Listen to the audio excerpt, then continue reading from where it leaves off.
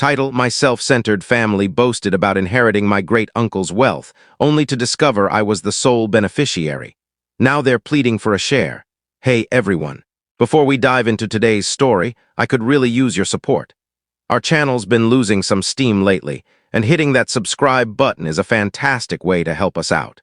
It's free, takes just a second, and keeps us motivated to deliver great content. Your support means everything. Let's grow this community together. Thank you. Now let's get into the story. Here's the situation. I'm Sam, a 24-year-old guy. I've always been the black sheep in my family, not because I'm struggling, my life's actually pretty solid, but because I've never fit their definition of success. My dad, Tom, is a high-flying attorney who thinks the universe orbits around legal briefs and boardrooms. My mom, Linda, a retired nurse, is obsessed with maintaining a flawless image. Then there's my siblings, Brian, Lucas, and Emily, the family's shining stars. Brian runs a chain of fitness centers and never stops crowing about how he's revolutionizing health across the region. Lucas is the tech whiz, always talking up his startup that's supposedly going to change the world. And Emily? She married rich. Her husband, Nate, is a corporate attorney, and they're always flaunting their picture-perfect life on social media with captions like, "Hard work, love, and joy." Then there's me.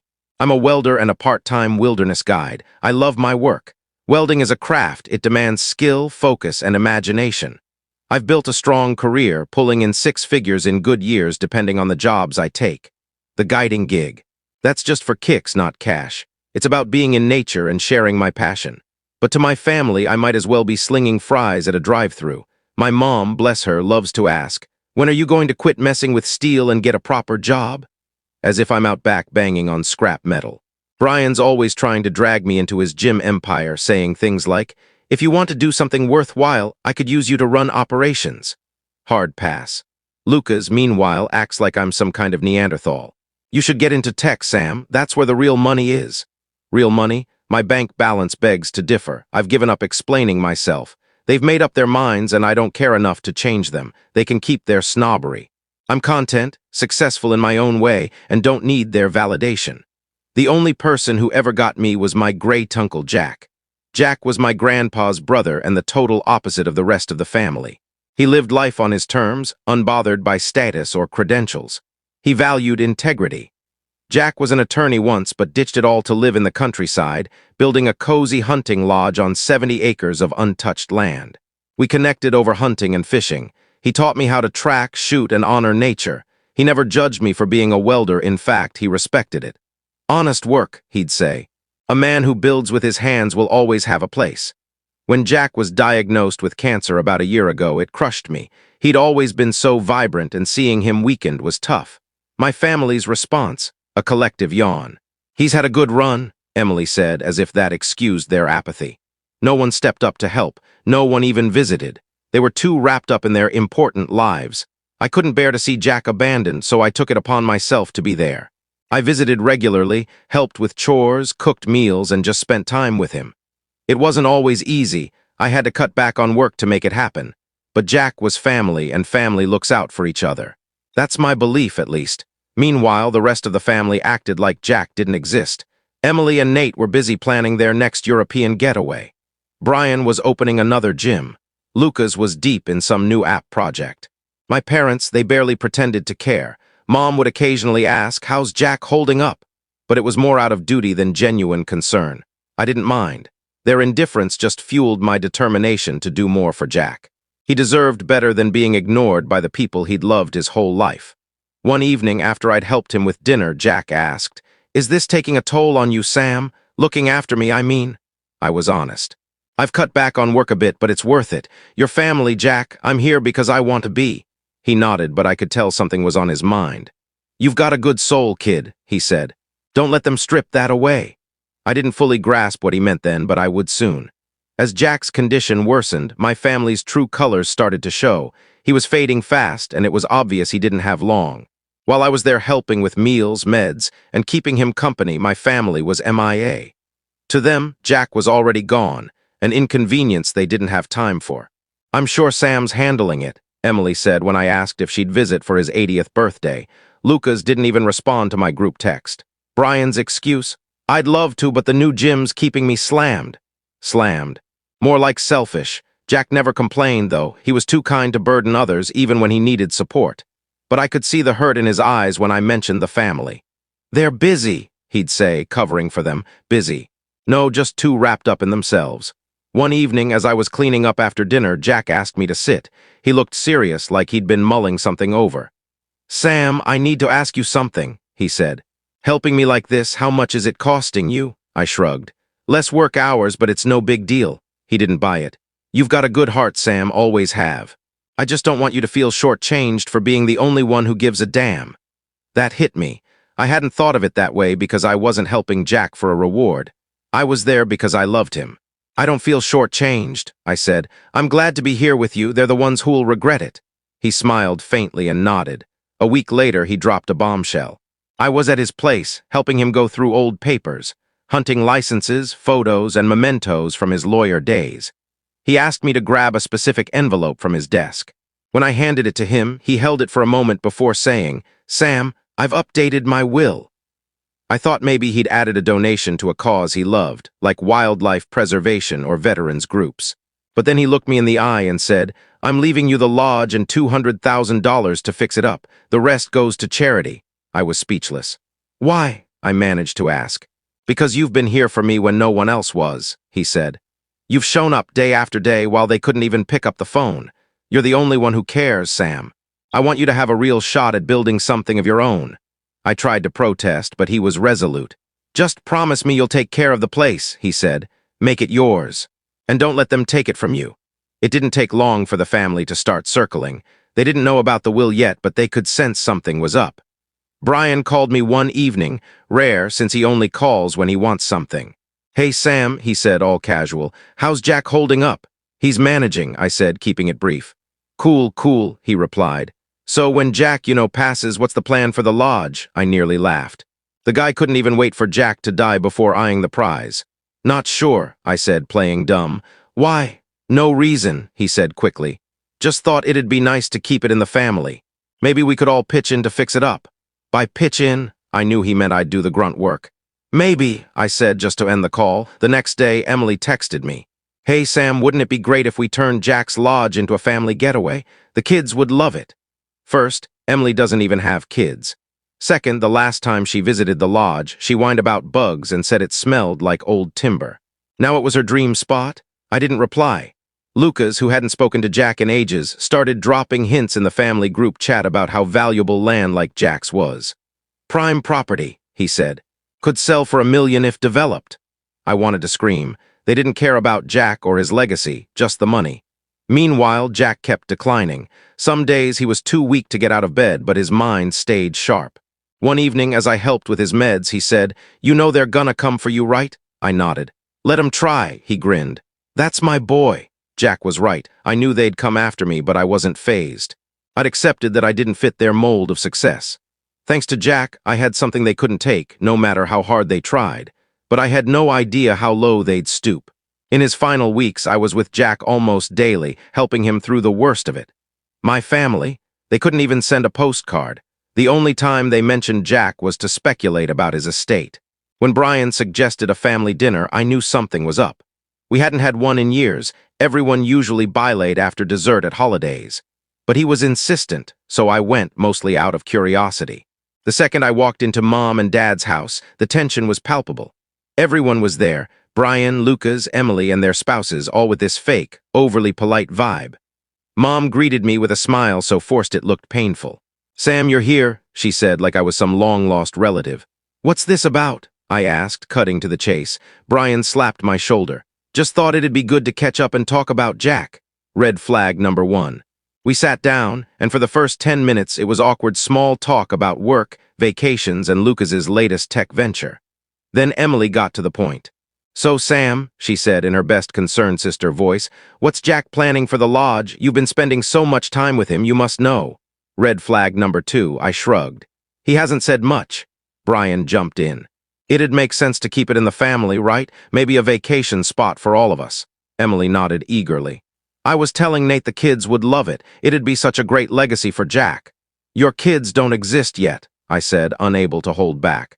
She glared, but Lucas chimed in before she could snap back.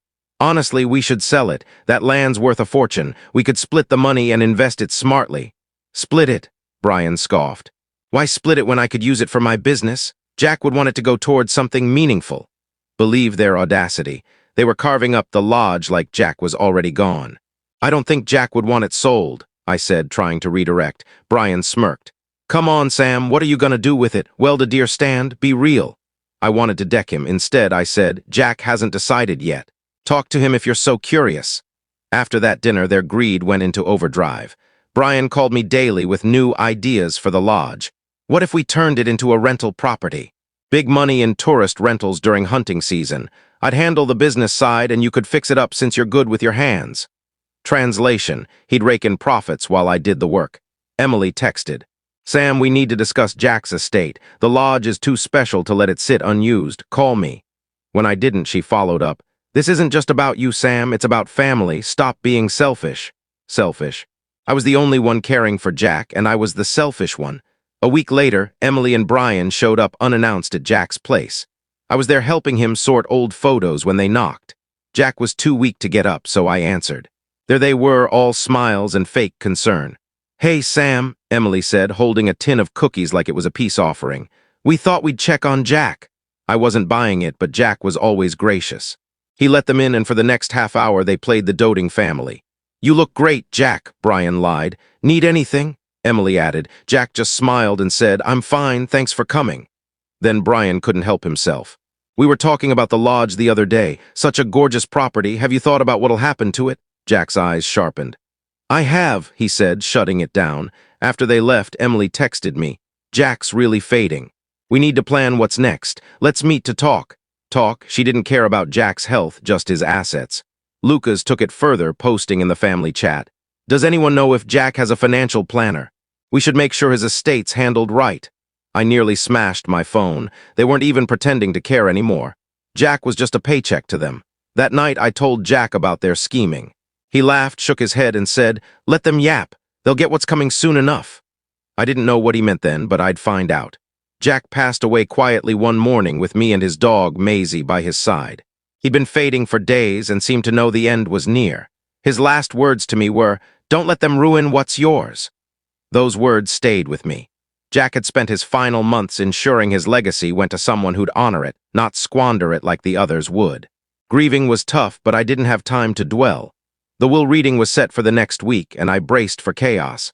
My family had been circling like sharks, and now they thought the feast was here. At the reading, I arrived early to steel myself. Jack's lawyer, Mr. Nelson, greeted me with a firm handshake and a sly smile. Ready for this? He asked. Not really, I admitted. He chuckled. Jack was crystal clear in his decisions. No room for argument. That was reassuring, but I knew my family would bring drama. They arrived one by one. Brian showed up first, dressed like he was sealing a corporate deal with a flashy watch and smug grin. Morning, Sam, he said like we were pals. Emily and Nate came next, Emily already in full drama queen mode, clutching Nate's arm like she might collapse. This is so hard, she said. Lucas arrived last, looking annoyed, like he'd been dragged to a boring meeting. Let's make this quick, he muttered, slumping into a chair. Mom and Dad sat in the corner like they were presiding over a tribunal. Mom gave me a tight smile, while Dad didn't even glance my way. Mr. Nelson began reading the will, starting with smaller items, Jack's fishing gear, antique rifles, and personal keepsakes. Then came the big reveal. To my great-nephew Sam, I bequeath my hunting lodge and its 70 acres, along with $200,000 to maintain and improve the property. The room went silent. Brian broke it first. What? He said, his voice rising. That's not right. Jack wouldn't give it all to Sam. Mr. Nelson didn't flinch. This is what the will states, he said. Shall I proceed? Emily burst into tears. This isn't fair, she sobbed. What about my kids? Jack always wanted to support the next generation. How can we honor his legacy without the lodge? I couldn't resist. Your kids don't exist yet, Emily. Maybe focus on having them first. That earned me a glare. Lucas jumped in. This has to be a fake. Jack was too smart to leave everything to one person. There's gotta be another will. Mr. Nelson calmly opened a folder. This is the latest, legally binding will, signed and notarized. I can walk you through Jack's process if you'd like. Lucas shut up fast. Then came the kicker, the rest of Jack's estate. His investments, savings, everything, was to be sold off and donated to charities like wildlife preservation and veterans' causes. The room exploded. "What is this?" Brian yelled, slamming the table. Emily was sobbing louder, with Nate awkwardly patting her shoulder. "He must have been coerced," Emily wailed. "Sam must have pressured him." Mom finally spoke, her voice icy. "What did you do, Sam? Did you trick Jack into this? He wouldn't cut us out unless you influenced him." I stayed calm, though I was fuming. "I didn't trick anyone. Jack made his choices because you didn't care about him. You cared about his money, that's why you're so pissed." That struck a nerve. Brian stood, looming over me like he could scare me. "You don't deserve this," he growled. "You didn't give a damn about Jack until there was something in it for you." I laughed. "That's rich coming from the guy who didn't visit Jack once all year. Don't lecture me about who cared." The rest of the reading was a mess of shouting and snide remarks. By the end, I was drained but oddly content. They could rant all they wanted. Jack's wishes were set in stone. As we left, Mom cornered me. "You've destroyed this family," she hissed. "If you had any decency, you'd share the inheritance. It's what Jack would want." I looked her in the eye. "If Jack wanted that, he'd have put it in the will. But he didn't, did he?" She stormed off. The family's obsession with the lodge wasn't just sentimental. There was a financial motive. The area around Jack's property had become a hotspot for luxury vacation homes and resorts. Developers were offering huge sums for land, and Jack's 70 acres, pristine, with creek access and near a booming tourist town, could easily fetch $2 million. Brian, Emily, and Lucas didn't want the lodge for memories. They saw a payday. I knew this was just the start of their schemes, but I was ready to protect Jack's legacy. For weeks, I was bombarded with calls, texts, and emails. No matter how many times I said no, they wouldn't quit. The first incident was at the lodge itself. I came home from work to find my security camera pinging. The footage showed Mom, Emily, and Brian on my porch, trying to get in. Mom was peering through windows, Emily was yanking the doorknob, and Brian was eyeing the side door like he might break it down. "Don't touch anything," Mom snapped. "We don't want him suing us." I called her immediately. "What were you doing at my house?" She didn't deny it. "We were just checking on the place," she said like it was normal. "Jack's lodge belongs to the family, Sam. You can't keep us out." "It's mine," I said. "Come back and I'm calling the cops." That night I upgraded the locks, added more cameras, and put up no trespassing signs, but they kept at it. Emily emailed me begging to buy the lodge for $100,000, way below its value. "Please, Sam," she wrote. "This lodge means so much to me and Nate. We'll pay more than it's worth. You don't need it." I didn't respond. Brian started spreading lies to the neighbors, claiming I'd tricked Jack into giving me the lodge. Jack's old friend, Mr. Hardy, tipped me off. "Brian's saying you manipulated Jack," he said. "Don't worry, I set him straight, but they're trying to turn people against you." It didn't work. Jack's neighbors knew I'd been there for him, unlike Brian or Emily. Lucas took a bolder approach. 2 weeks after the will reading, Mr. Nelson called. "Sam, we've got a problem," he said. "Lucas submitted a new version of Jack's will." I froze. "What?" "Don't worry," he said. "It's a clear forgery. Jack's signature doesn't match and the notary stamp is fake. I've reported it to the authorities." I couldn't believe it. Lucas had faked a will splitting Jack's estate evenly among us. I called him. "What's wrong with you, Lucas?" I demanded. He didn't deny it. "I was fixing an injustice," he said smugly. "Jack would have wanted us to share." "Jack made his wishes clear," I snapped. "You're just mad you got nothing." "It's not fair," he yelled. "You manipulated him, Sam." "Admit it." I hung up. The next day, Lucas learned the consequences of forging legal documents. Mr. Nelson followed through, and Lucas was under investigation for fraud. Faking a will isn't just unethical, it's a felony. The investigator asked if I'd cooperate.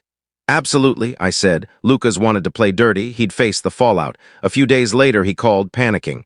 "Sam, you have to help me," he pleaded. I almost laughed. "Help you? Are you kidding? The police came to my house?" he shouted. "They're saying I committed fraud. You need to tell them it's a misunderstanding." "It's not a misunderstanding," I said coldly. "You forged a will. What did you expect?" "You can't do this to me," he yelled. "We're family." "Funny how you only care about family when it suits you," I replied. "Good luck in court." Things escalated fast. Lucas was charged with forgery and fraud. He hired a lawyer, but the evidence was overwhelming. The fake will was a joke. Jack's signature was clearly traced, and the notary stamp was a cheap internet printout. The dates didn't even align. Investigators found emails from Lucas to a shady online service asking, "Can you make this look legit enough to fool a lawyer?" That sealed his fate. At the preliminary hearing, Lucas looked defeated. His lawyer tried to claim it was a misunderstanding, but the judge wasn't having it. "You don't clarify a will by forging documents," the judge said. Lucas took a plea deal to avoid jail. A hefty fine, restitution for my legal fees and community service. His reputation tanked, his startup lost investors and clients bylaid. The family tried to defend him, blaming me for overreacting. "Did you have to involve the police?" Mom asked. "He's your brother. He's lucky he's not in prison," I said. "He tried to steal from me, stop excusing him." They didn't like that. Lucas even asked me for money to get back on his feet. I shut him down. "Figure it out yourself like I always have." He hung up, and I haven't heard from him since. Watching Lucas face consequences was satisfying. The family's golden boy finally couldn't charm his way out of trouble. I was done playing nice. I filed a police report for the attempted break-in and told the family to back off or deal with my lawyer. Mom called me a traitor. Emily accused me of destroying the family. Brian said I was ruining Jack's legacy. Lucas threatened to sue despite his own legal mess. I stayed calm. "You should have respected Jack when he was alive," I said every time. By the end of the month, I'd cut them off completely. Their numbers were blocked and the lodge was secured. Let them plot all they want, they weren't getting a cent from me.